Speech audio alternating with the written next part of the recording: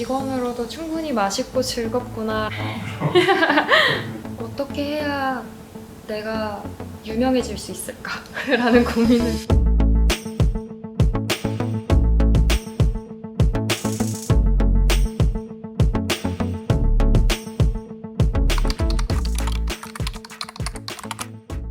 저는 초식마녀라는 이름으로 테이스티 비건 라이프라는 유튜브 채널을 운영하고 있고요. 이름 그대로 맛있는 채식 생활을 보여주는 채널입니다.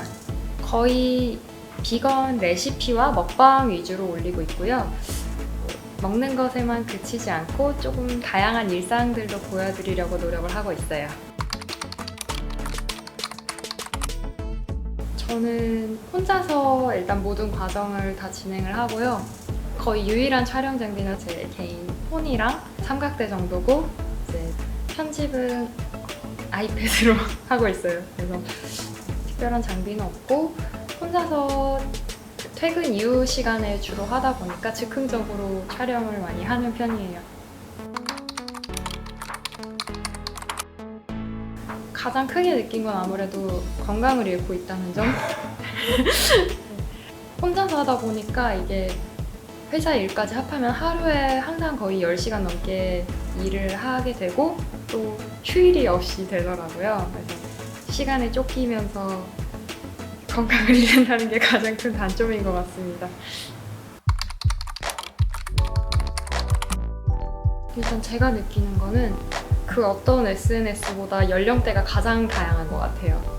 굉장히 어린 친구들부터, 그리고 의외로 연세가 많으신 분들도 많이 보시더라고요. 그리고 이제 이거는 제가 인스타그램에 만화를 그리는 거랑 유튜브에 영상을 올리는 거에서 느끼는 차이점일 수도 있는데, 인스타그램 같은 경우에는 내가 클릭을 하지 않아도 피드에서 볼 수 있고, 또 많아봤자 이게 최대한 10장까지밖에 못 올리기 때문에 웬만하면 끝까지 보세요. 유튜브 같은 경우에는 좀 인스타그램보다 사람들의 주목을 확 끌어서 이 컨텐츠를 끝까지 보게 하는 게 좀 어려운 것 같아요. 그래서 그 썸네일에 어그로를 끈다고 그러죠? 그게 왜 필요한지를 좀 알게 됐고요. 무엇이 사람들을 좀 끝까지 보게 할 것인가에 대한 고민을 좀 계속 해야 되는 거.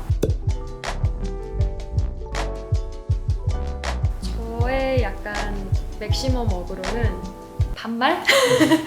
정도인 것 같아요.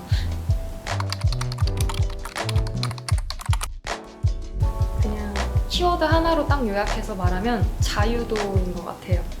기성 매체는 일단 너무 많은 사람들이 팀을 이뤄서 만들어지는 거다 보니까, 예를 들어 뭐 축산업이나 그걸 또 운송하는 운송업자들의 입장들도 다 고려를 해야 되고 막 그런 것들이 많아서 그런지 좀 비건을 똑같이 주제로 다룸에도 굉장히 조심스럽고, 사실은 비거니즘의 핵심인 그런 공장식 축산에 대해서 이렇게 명확하게 잘 다뤄주지 않으려고 하는 경향이 있었던 것 같아요.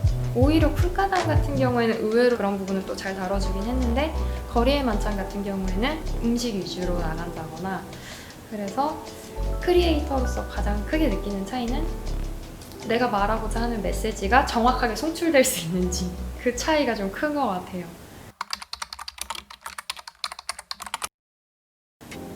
아무래도 자유도가 높고 이러다 보니까 취미가 방송국처럼 있는 게 아니잖아요. 그러니까 조금 선을 넘기 쉬운 것 같고, 이게 유튜브가 수익이 조회수로 나다 보니까 조회수 만능주의가 되게 쉬운 것 같아요. 그러다 보면 굉장히 선정적이거나 폭력적이거나 막 이런 식으로 좀 자극적인 것 위주로 빠지기가 쉽게 되어 있다는 거.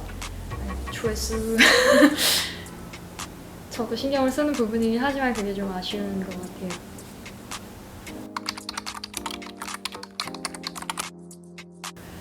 그 영상 업로드 하기 전에 좀 체크를 해야 되는 게 있긴 있어요. 이게 뭐 민감한 주제를 다루고 있는지, 좀 자극적인 장면이 나오는지.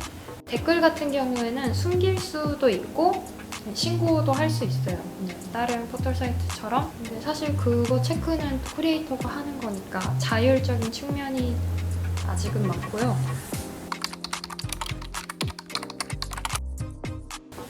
일단 제가 직접적으로 엄청나게 많은 악플을 받거나 그런 경험은 없고요. 일단 댓글 자체가 그렇게 많이 달리지 않기 때문인데요.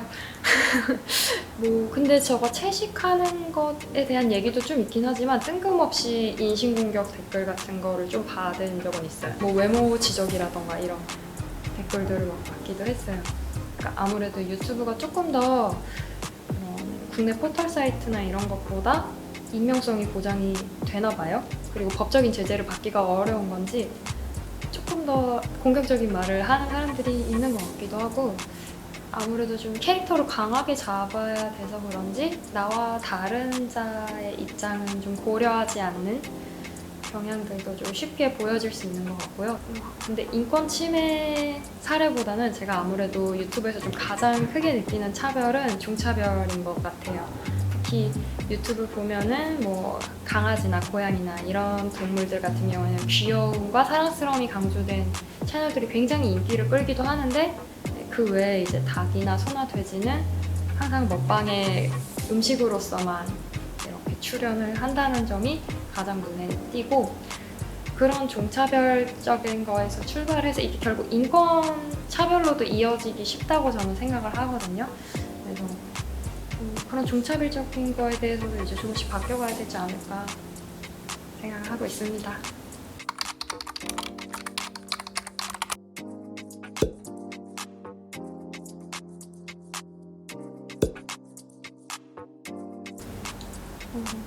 어떻게 해야 내가 유명해질 수 있을까라는 고민을 처음으로 진지하게 했어요. 비건이 되고 나서.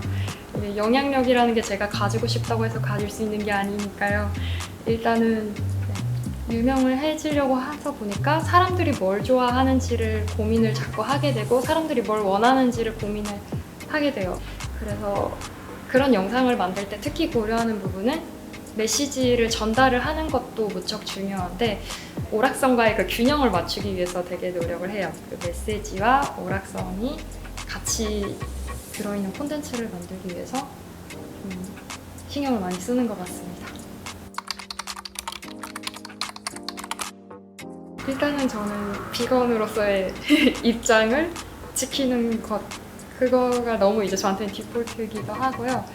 가장 그래서 중요한 원칙은 이 콘텐츠가 더 나은 세상과 사회를 만드는데 어떤 식으로든 기여를 할 수 있는 것인가, 이게 약간 첫 번째로 고려가 되는 부분인 것 같아요. 근데 이제 제가 생각하는 더 나은 세상은 이제 육식을 조금 지양하고 조금 더 채식 친화적으로 사람들이 바뀌어가는 데 영향을 미쳐야 된다고 생각을 하니까 항상 그 부분에 대해서 생각을 많이 합니다. 만약에 좀 더 제가 본격적으로 정말 유튜브를 할 여건이 된다면 저는 만들고 싶고요.